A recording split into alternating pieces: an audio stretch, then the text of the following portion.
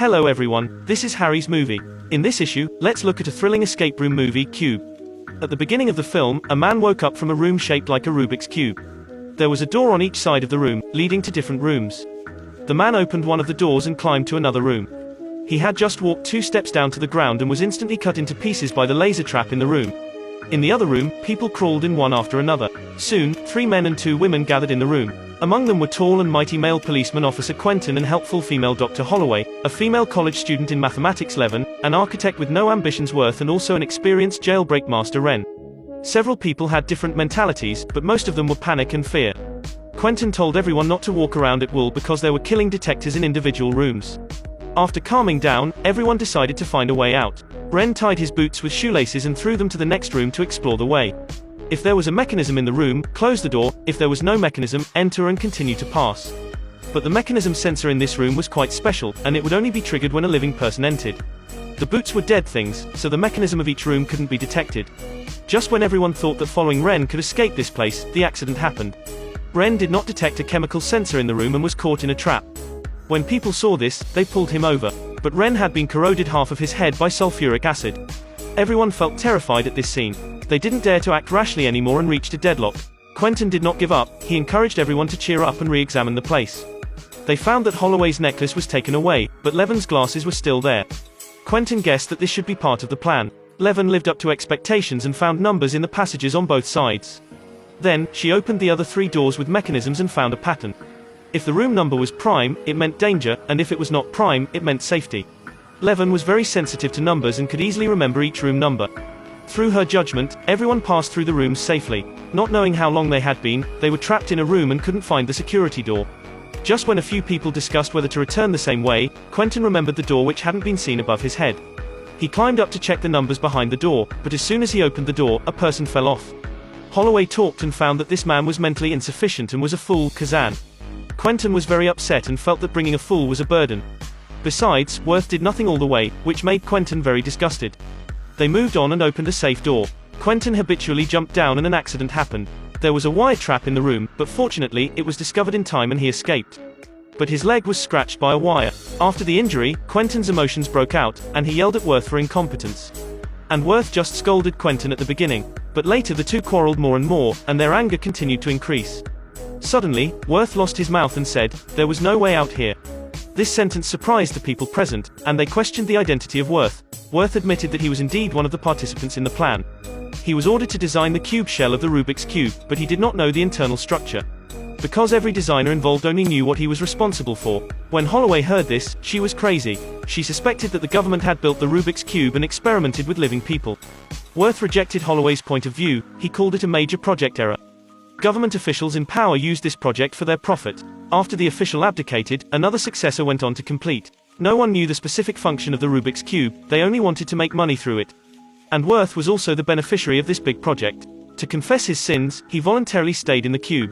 When Leaven was reflecting on why the prime number approach failed, on hearing Worth's statement, she asked Worth about the dimensions of the cube and the gap between the shell and the interior. Then she used steps to measure the size of the room, and finally got the length, width, and height of the cube.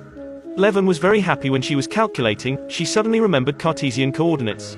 She successfully calculated the distance between the location of the room and the boundary with only 7 rooms left. The wisdom of Leaven ignited hope for everyone. Quentin chased Worth to explore the way, and the group continued to go. They stopped when they passed a room.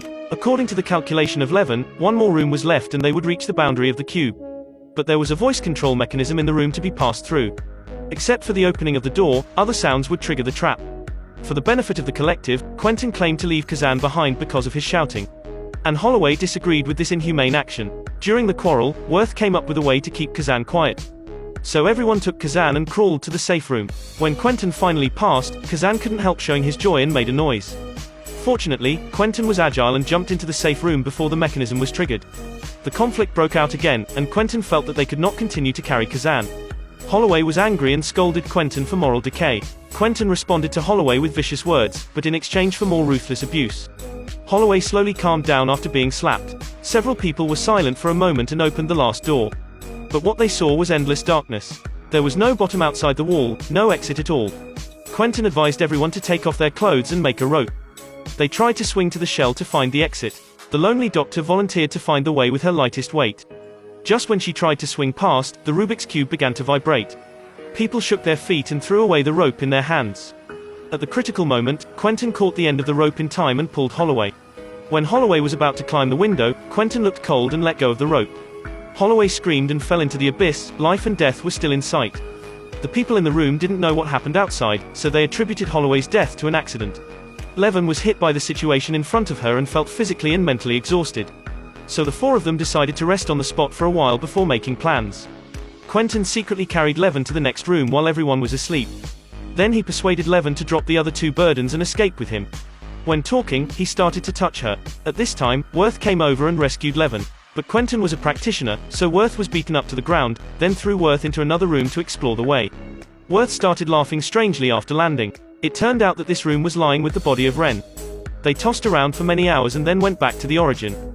Leaven yelled at Quentin, "You were crazy and did nothing but murder." When Quentin saw this situation, he was sitting on the ground and fell into despair. At this time, Worth, who had always been passive, came to be interested. He opened a door and found that the originally existing room became the boundary. Worth and Leaven woke up together and came up with the answer. They were not going in circles, but these rooms were always moving. Leaven also discovered that the number behind the door was likely to be the coordinates of the Rubik's Cube. She calculated that the unreasonable room that she had passed through was the exit. They just missed the time when the room moved back to the original point, that's why they didn't find the exit. Now everyone must go through the safe room again and return to the exit position. Quentin forced Leaven to quickly figure out the correct route. But Leaven said with a wry smile, these numbers were too big to be calculated without a computer. Quentin was unwilling and continued to force Leaven to calculate. Leaven asked Quentin in a hurry and read a series of numbers. No one thought that Kazan would blurt out the answer. Everyone was pleasantly surprised. It turned out that Kazan was a mental arithmetic genius. Sure enough, God closed a door for you but always opened another window for you. Then, Worth read the numbers. Kazan all got the right answers.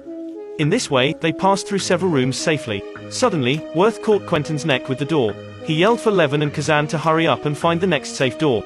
After successfully throwing off Quentin, they finally found the exit room. And this room was their starting point from the beginning. Kazan opened the last door and finally saw the long-lost sunshine. When they were about to be saved, Worth sat down on the ground and refused to go out. The university student asked the reason, and Worth said, "Outside is the infinite silly human nature." Leaven smiled and said, "I can bear it." As soon as the words were finished, Leaven was brutally killed by Quentin, who came over.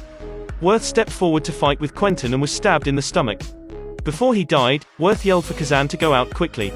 After Kazan left, Quentin was also ready to flee. But half of his body just passed the exit, he was grabbed by the undead architect. The Rubik's Cube also began to move at this time, and Quentin did not escape in time and was cut in half. Ironically, in the end, except for a fool, all normal people couldn't go out. Okay, this is the end of this issue. Friends who like it, don't forget to like and subscribe. Thanks for watching, see you next time.